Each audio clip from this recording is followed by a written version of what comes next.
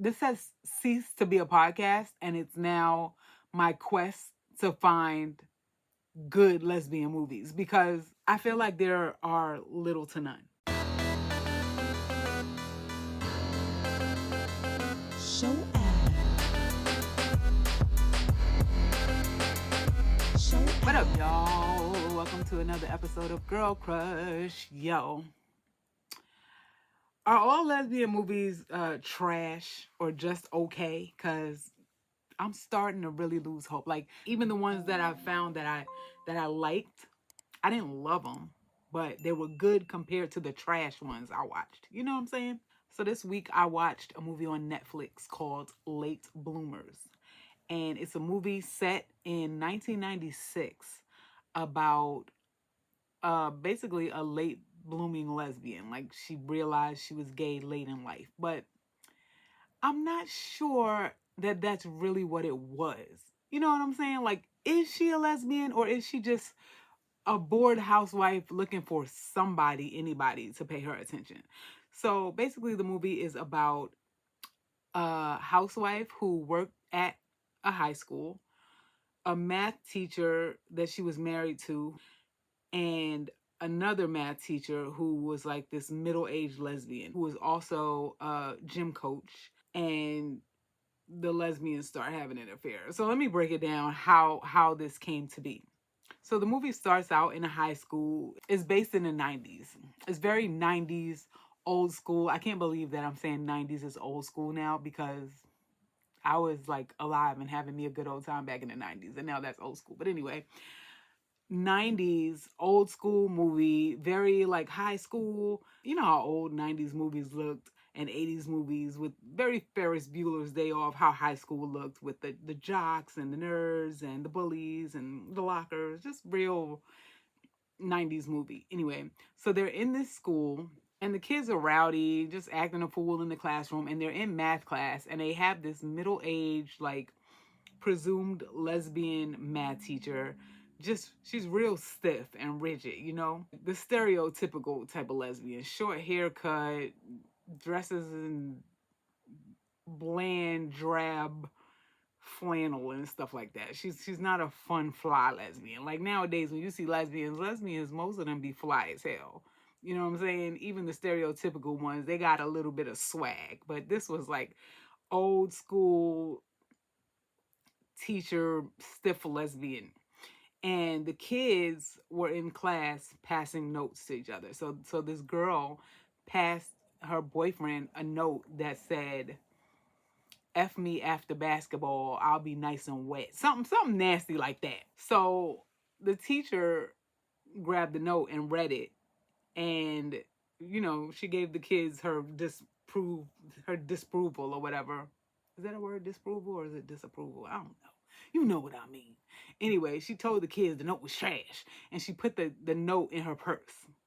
So apparently this math teacher and the male math teacher, after school, I don't know if it's every day or once a week or whatever, but they have this standing appointment where they play basketball together. So they go to his house because he has a basketball hoop and they playing basketball or whatever, and his wife is in there cooking dinner. So their marriage is mad boring. Like, she's bored. It's a stale marriage. She feels like she's in a rut. It's like a real, like, I wouldn't say loveless because they seem like they love each other, but they're just like in a boring rut. Like, he doesn't pay any attention to her. He doesn't look at her with desire anymore. They're just basically roommates at this point, raising kids together. And they have a teenage daughter and a younger son who's maybe like 12 or 11. He's a kid, maybe even younger, maybe like 9 or 10. So they're just basically in a boring marriage. And she sees this teacher outside playing basketball with her husband, and they're having fun and they're laughing and joking. So she's kind of jealous. I guess she starts thinking, is he cheating on me with this lady? Because they're having a little bit too much fun.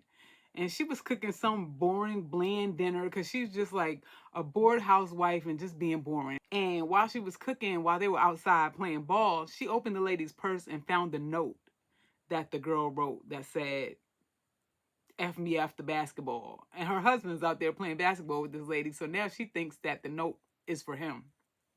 Mind you, the girl who passed the note in the class is this lady's daughter. Her teenage daughter passed that note to her boyfriend. So now she's tripping out. She's like, oh snap. So she about to get F by my husband after basketball. Oh hell no. So she's mad as hell. So she confronts the teacher the next day and she's like, yo, I know you effing my husband. She's like, what are you talking about? And she's like, I found that note in your purse. And she's like, your daughter wrote that note.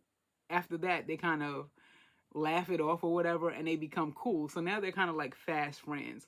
So fast forward to another day, the mom, her name is Carly Lumpkin, and the teacher's name is Miss Grossheart, which I low-key feel like they would sneak dissing gay people. Because why the lesbian name Miss Grossheart? Miss Grossheart, really? So her love is gross? Y'all ain't slick. Y'all are not slick. They always be sneak dissing people in these movies. They be sneak dissing gay people and they be sneak dissing black people. Oh, they be sneak dissing black people a lot in movies and TV shows. Like, I should make a list of like the top 10 times black people were sneak dissed in movies and TV shows. But that's another episode for another day. Maybe I'll do that as a social media clip on my Instagram. Follow my Instagram at It's Brooklyn Jones. Anyway, so Carly Lumpkin, she's a secretary at the school. So that's why she was at the school. And Miss Grossheart is a teacher. So she comes in the gym and she sees Miss Grossheart playing hoops, just like shooting hoops by herself. And she's like, ooh, you're so good at that. I could never do that. I could never get the ball in the basket. Just being,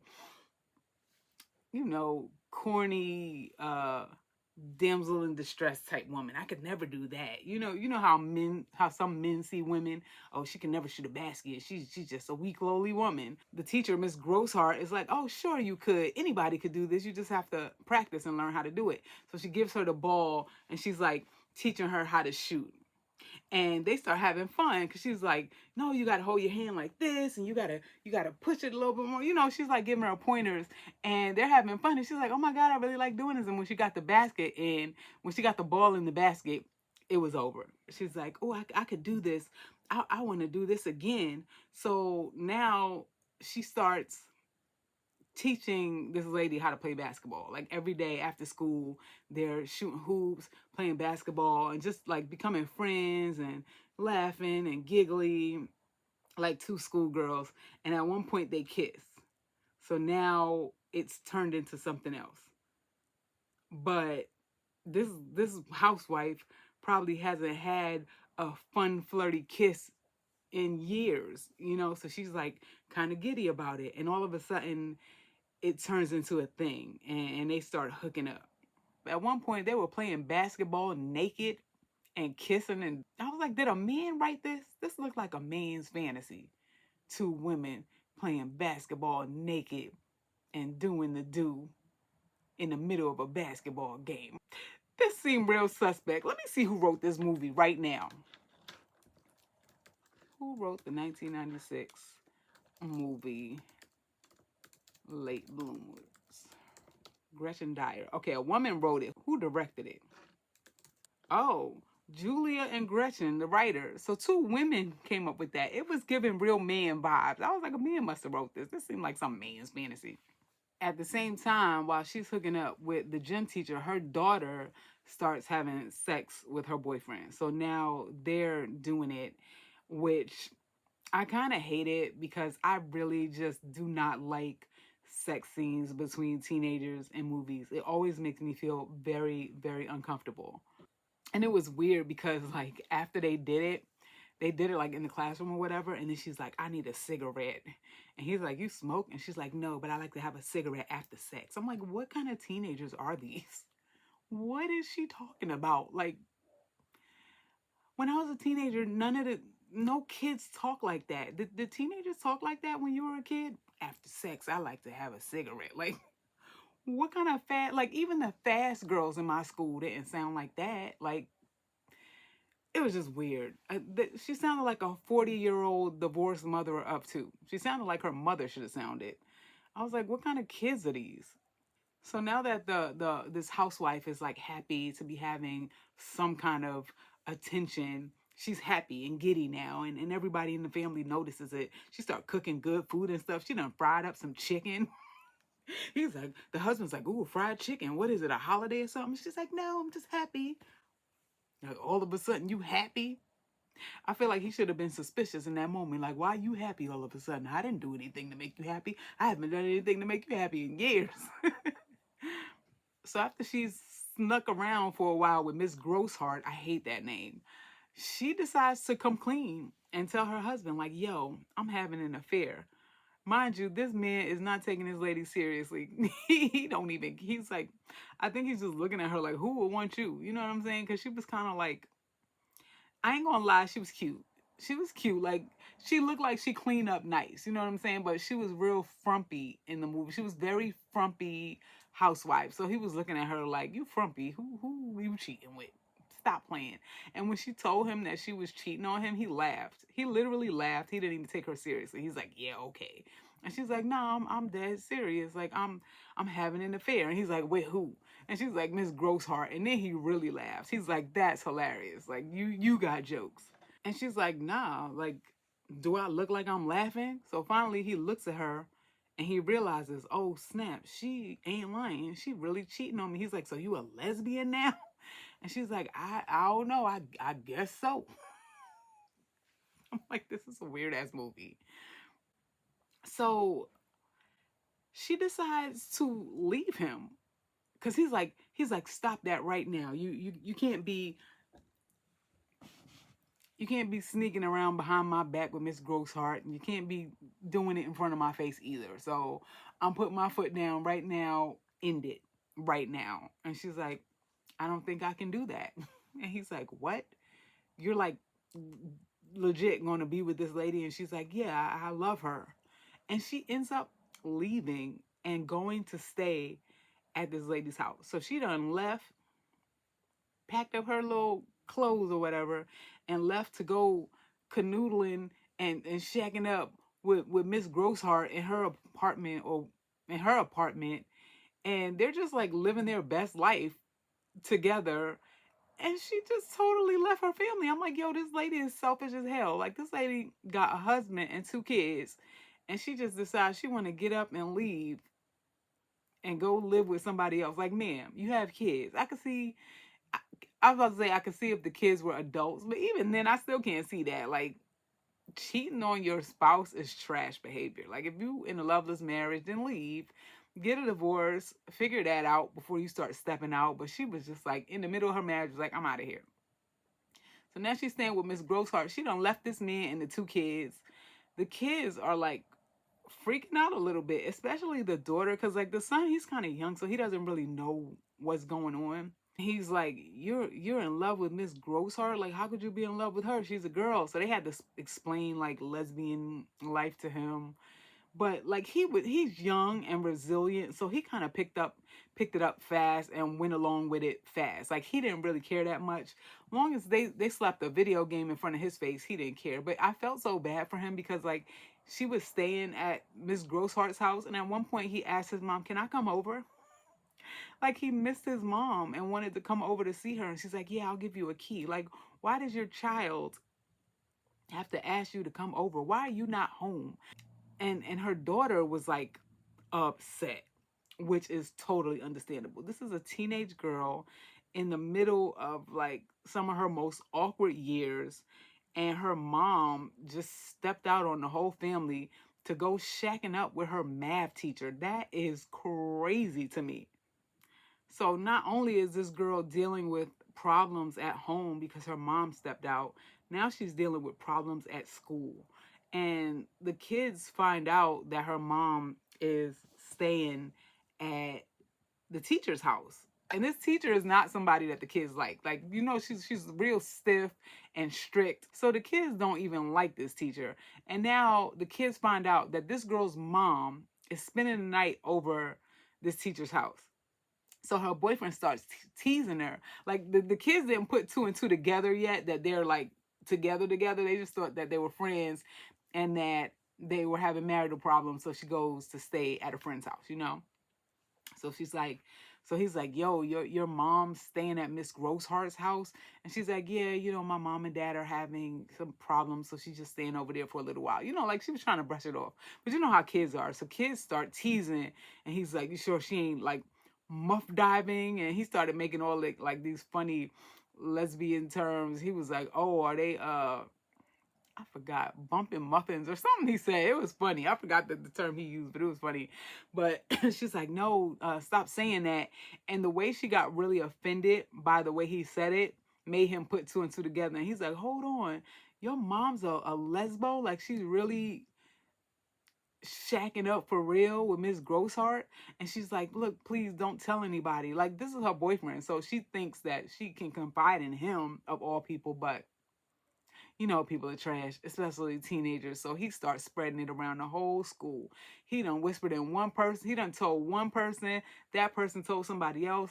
And now it's like across the whole school. And I felt so bad for this girl because that got to be a lot. Like for your mom to step out on your dad and leave you and your family hanging is hard enough.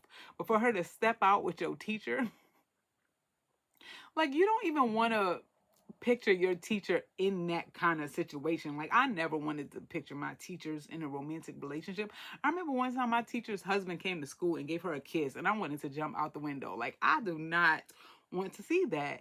So not only is your mom stepping out, but she's stepping out with your teacher, and then on top of that, it's not even a male teacher, it's a lesbian. And back then, this is in like the 90s, like 1996. I mean, there were plenty of gay people, but it wasn't as accepted back then. It was kind of taboo. So it had to be like extra embarrassing. It's already embarrassing your mom's cheating on your dad, but she's cheating on your dad with a woman.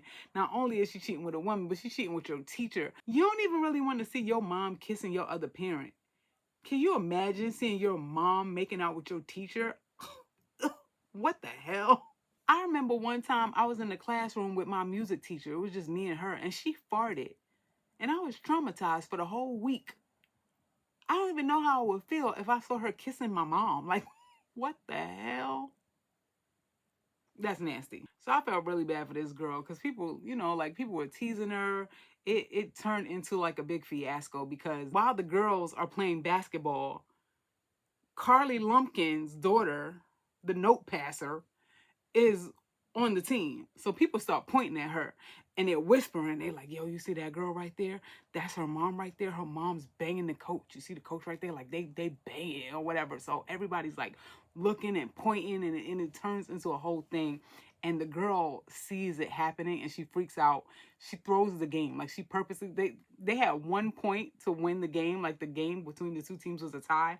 She threw the basket in the other team's basket just to piss off the teacher. And I ain't mad at her because that teacher done turned her life upside down. Like both of them are selfish. To put a child through that, like, I know y'all like each other or whatever, but you got to think about the kids in this situation. You're a whole mom and you're a teacher. Y'all supposed to be protecting these kids, not traumatizing them. So the girl just like freaks out and leaves. So now that all the parents know that these two teachers are going behind this lady's husband's back and shacking up, the parents are not happy. And they're like, no, we can't have this in front of these impressionable kids. And, there was like some homophobia going on. But besides the homophobia, I would have been one of those parents too. Like, nah, you ain't gonna have this craziness going on around my kids. Not even about the fact that they're gay, but the fact that this lady is cheating on her husband with my kid's teacher. Like, I don't want them seeing that, knowing that. It was weird. So basically, they got fired. A lot of people were glad. They're like, good, let them get fired. But then some people were like, nah, it's messed up. Like, why can't they live their life the way that they want to live? And the husband, it was so weird because the husband, he was like upset at first, and he approached the basketball coach and he's like, yo, I didn't know you was gonna steal my wife. And she's like, I'm sorry, this wasn't supposed to happen, but I love her. I love your wife. And once he saw that, he kind of like backed off. I guess he was like, well, that makes one of us. Because he wasn't showing his wife no love. He was upset at first, but it seems like as the movie progressed, he started to support it. And I guess he was just happy to see her happy. I was like, he's a decent dude because he was like supporting them. He's like, whatever, y'all love each other, knock yourselves out. the parents were kind of upset. It kind of all came to a head where one of the kids came to the realization that, why are they being persecuted for loving each other? And that sentiment kind of spread to some of the other kids, and they started protesting. So they were outside protesting to get the teacher and the secretary working back at the school. And they were like, nobody should be persecuted for who they love. And Miss Grossheart ends up asking Carly to marry her, and she says yes. They make up all these wedding invitations and send it. This is a small town, so they send it to like everybody around the town. They're putting these pink wedding invitations in the mailboxes in the principal's office in the school. So like all the school faculty are getting invitations to this wedding, this lesbian wedding, which is wow because like back in 96 that wasn't even legal. They both got dressed up in their wedding dresses, which I thought was cute. They didn't do like the typical thing where one person wears a dress and the other person wears a suit. Like both of them had on frilly wedding dresses, and they were sitting outside. So anyway, at the end of the movie, they're sitting there in their little wedding dresses, and they sat there for a long time and nobody showed up. Oh crap, I don't think nobody's coming to their wedding. And they were like kind of sad. So they sat there pouting for a while, and then they got up and decided to play basketball. So now they're playing one on one in their wedding dresses, getting all dirty in their wedding dresses. And while they're playing ball, people start to show up. So it was like a really sweet moment where like all the townspeople decided to come together and support them. And it just goes to show how group mentality works, because once enough people were on board with it, other people came around with it too. Like a lot of people just want to fit in with everybody else. So if everybody is on board with it, other people are going to be on board with it too. Even if they're secretly not on board with it, they're going to pretend to be on board with it to fit in with everybody else. And I feel like that's what happened.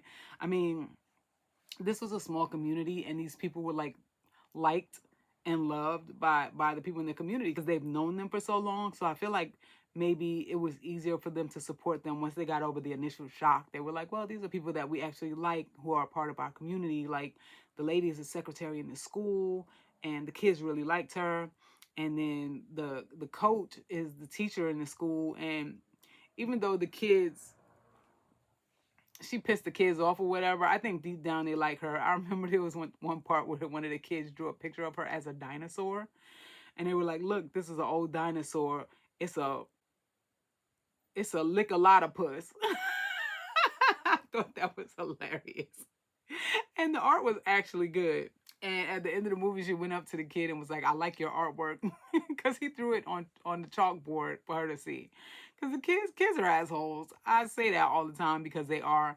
But at the end, it was like the whole community just came together to support them. Even the husband was supportive. He toasted at their wedding, and he totally like supported and was on board with it. And the daughter, who was like really upset throughout the whole movie about it, she showed up at the wedding because I guess she didn't want to miss her mom's special day. So it wrapped up in a nice little bow for everybody who likes happy endings. But I'm an overthinker, and I started thinking about what happens after. What happens after this? Because this woman cheated on her husband with a woman, first of all. And my thing is, okay, so she was in a boring, loveless marriage. It had to be really fun and exciting to find somebody who was into her. It had to be fun and exciting to be like running around, sneaking behind your husband's back. And then even after he knew, a new relationship is fun and adventurous and exciting.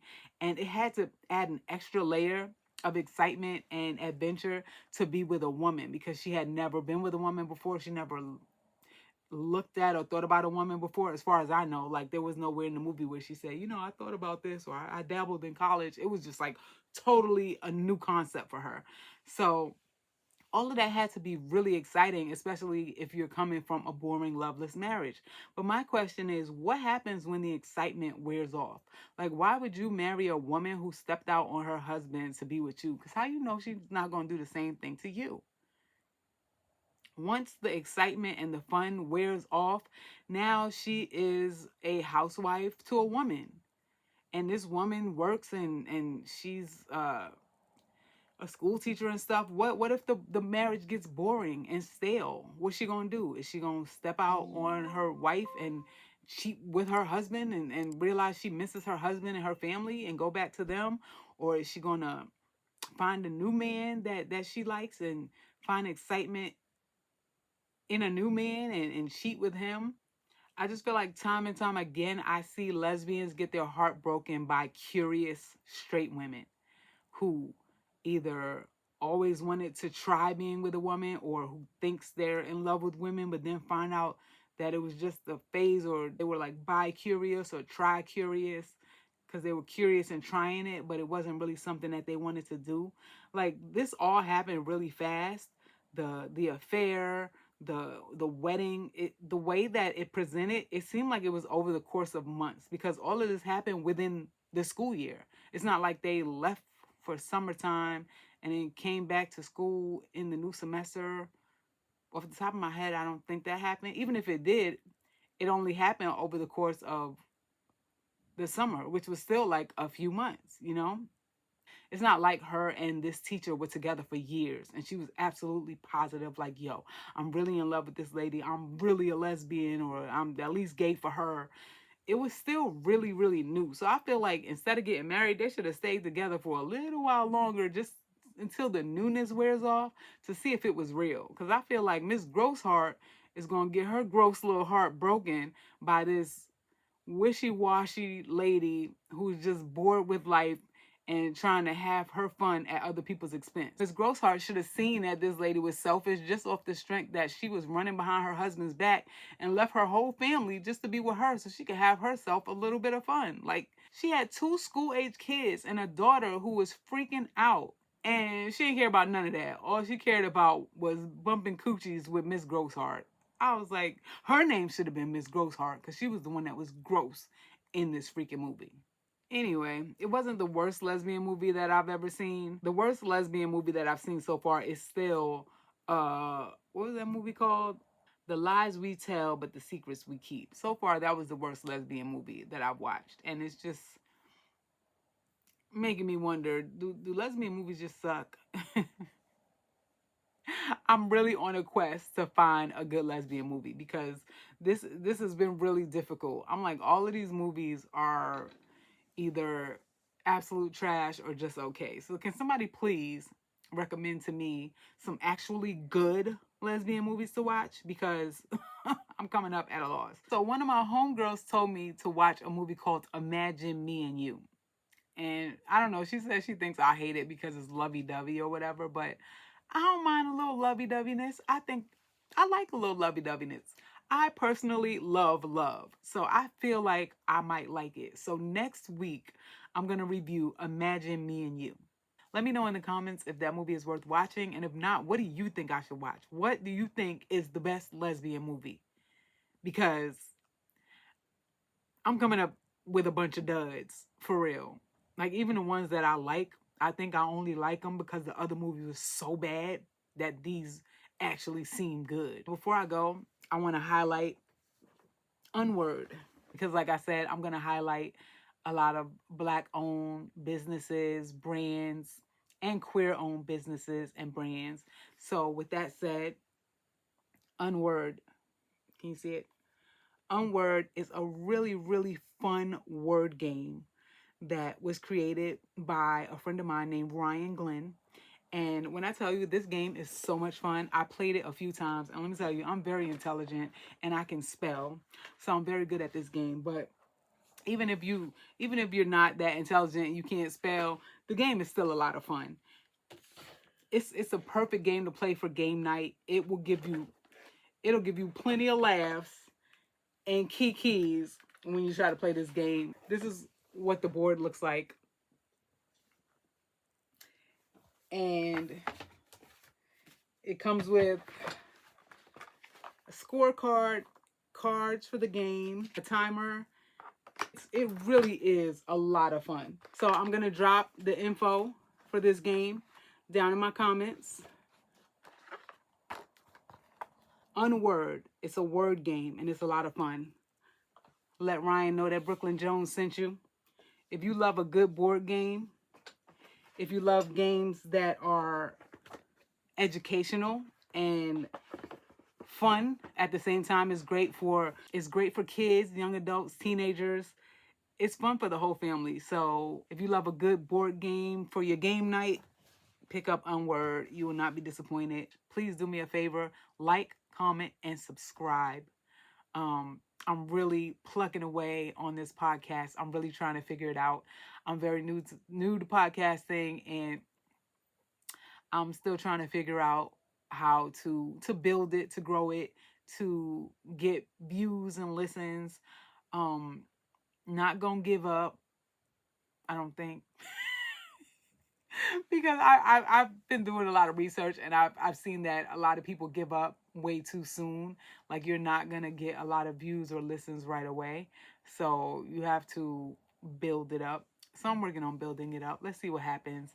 I'm not opposed to making some changes and adjustments if I feel like certain things don't work. So I'm not saying that the podcast is gonna stay exactly like this. I'm doing a lot of trial and error. So I'm going to be doing stuff, figuring out what works and what doesn't work. That's been Girl Crush. Please like, follow, subscribe, share, tell a friend, tell a friend, tell a friend. And thank you so much for listening. Bye. I've been moving while all of y'all are stationary. You're ordinary like missionary, bunch of visionaries. Look me up in the dictionary under precision. I stand for perfection. There's no need for revision. I keep my show ongoing. It won't be intermission soon.